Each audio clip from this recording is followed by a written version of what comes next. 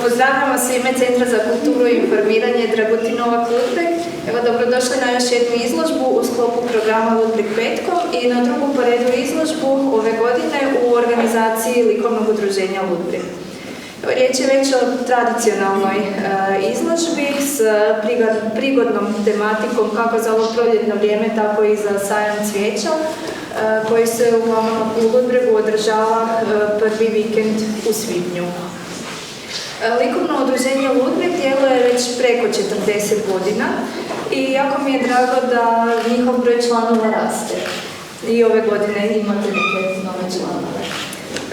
Kao što vidite, tema ove izložbe je cvijeće, a tehnike su različite od nekih tradicionalnih, znači od, na primjer, ulja i pastela, pa sve do pointilizma i balon smeš tehnike.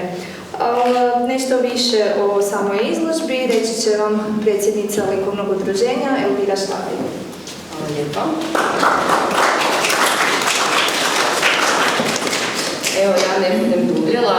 Evo, kako ste rekli, djelujemo nekih 43 godine na ovom području, što je, ja mislim, jako velika brojka i da se održimo tolike godine.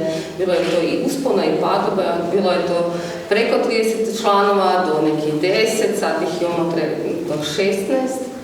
Ali moram napomenuti da je to praktički strukovna udruga koja ne može biti svi, znači neko nema ili dara ili ne želi se baviti slikanjem, ali eto, nastavljamo tradiciju ovdje u Ludbregu likovnosti. Naravno, mi smo kroz dulji niz godina organizirali likovne radionice za djecu, pa eto imamo i te članove koji su nastavili taj nekakav likovni put. Isto tako smo u sklopu međugeneracijskog centra organizirali likovne radionice za osobe starije dobi i sa tih likovnih radionica imamo članove. I tako mogu reći da je neki miš-maš što se tiče starosti samih članova i članica, ali evo godine imamo povodom sajma cvijeća izložbu, opet, znači tradicionalno.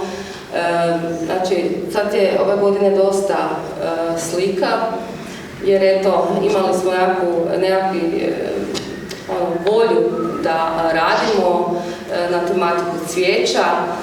Brzo je bilo i samo vremenske prilike su nam pogodovale jer je brzo bilo prekrasno vrijeme i rascvjetalo se puno prije nego inače vani priroda, a to svakako naš slikarski rad uvelike je značajno za svakog slikara i slikaricu.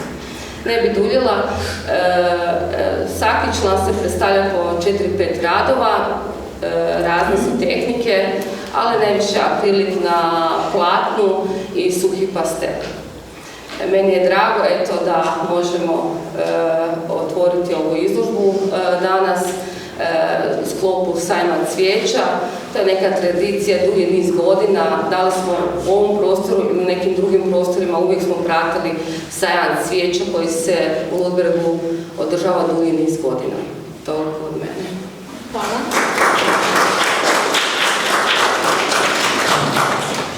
Ja bih još samo dodala da od 16 članova na ovoj izložbi izlaže čak njih 13, a da ih sve ne nabrajamo, njihova imena možete naći kako na zidovima, tako i u ovom katalogu koji možete slobodno uzeti vani.